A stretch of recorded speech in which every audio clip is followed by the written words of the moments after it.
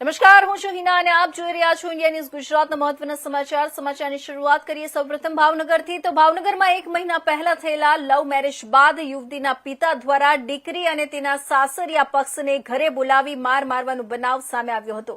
2 દિવસ પહેલા ISKCON mega city ખાતે સમાધાન માટે બોલાવ્યા બાદ પતિ તથા તેના પરિવાર સાથે મારપીટ કરી યુવતીને જબરદસ્તી તેના પરિવારજનોએ લઈ ગયા હોવાનું પતિએ પોલીસ મથકમાં ફરિયાદ નોંધાવી હતી। ફરિયાદ બાદ યુવતી પોલીસ મથકમાં હાજર થઈ અને પોતાની મરજીથી પરિવાર સાથે ગઈ હોવાનું જણાવ્યું હતું। આજે યુવતી કોર્ટમાં હાજર રહી જજ સમક્ષ પોતાના પતિ સાથે જવાની ઈચ્છા વ્યક્ત કરતા જજે પોલીસ બંદોબસ્ત સાથે પતિ પત્નીને મૂકવા જવાનો આદેશ આપ્યો।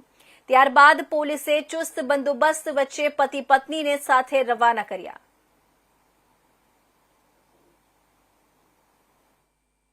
અમારા કાયદાના નિયમ પ્રમાણે સત્યની જીત થઈ છે એમ કહીશ।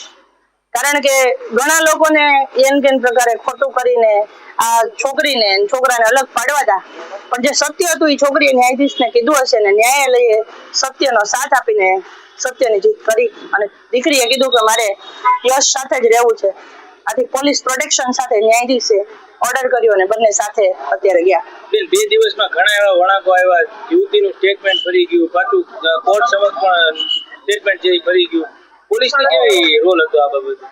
પોલીસનો રોલ મારા અનુભવ પ્રમાણે વન સાઇડ હતો, એક પક્ષકાર જેવો હતો કે જ્યારે ખબર છે કે આટલું બધું માર્યા છે, આ છોકરાને આટલું વાગ્યું છે, એના મમ્મીને આટલું વાગ્યું છે, છતાંય આજ દિવસ સુધી એના પર સામેવાળા પર કોઈ એક્શન નથી લીધા। તો જ્યારે અમે કોર્ટમાં અમને ખબર પડી ગઈ કે અમને ન્યાય નહીં મળે, કારણ કે એફઆઈઆર માં અમારે વાર લાગી।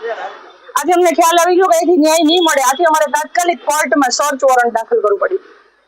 અને પછી જ્યારે અહીંયા સર્ચ વોરંટ દાખલ કર્યાની અમારે ઇન્વર્ટ કરાવવાનું આવે ઓર્ડર, એ ઓર્ડર ઇન્વર્ટ કરાવ્યું અને તરત જ અડધો કલાકમાં છોકરીનું નિવેદન આવી ગયું, જે પરથી સ્પષ્ટ થાય છે કે છોકરીને અમે કહીએ છીએ છોકરી ગુમ થઈ ગઈ છે, એનું અપહરણ થયું છે, પોલીસને ખ્યાલ હતો ક્યાં છે, છોકરી સાથે શું થયું છે, તરત હાજર થઈ ગઈ।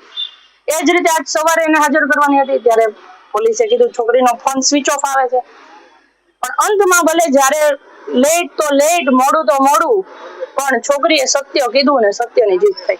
છેલ્લો પ્રશ્ન, જે રીતે યશે જે ફરિયાદ આપી હતી, અપહરણની ફરિયાદ આપી હતી, કોર્ટમાંથી શું નિર્ણય આવ્યો? એમના જે દીકરીના માતા પિતાને એમના મામાની જે એમની ઉપર અપહરણની ફરિયાદ લાગુ પડશે કે કેમ?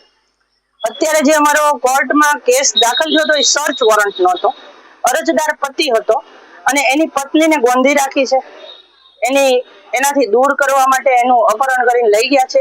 એ વિષય ઉપર છોકરીને હાજર કરવા માટેની છોકરીની ઈચ્છા પ્રમાણે છોકરીને સોંપવા પૂરતી વાત હતી। અને જે એફઆઈઆર છે મારામારીની છે ને અપહરણની છે, એ પોલીસ સ્ટેશનમાં એફઆઈઆર થઈ છે, એના ઉપર પોલીસ પગલાં લેશે। અત્યારે ન્યાયાધીશે માત્ર ન્યાય છોકરીને કોની સાથે રહેવું છે એના માટેનો કરે છે।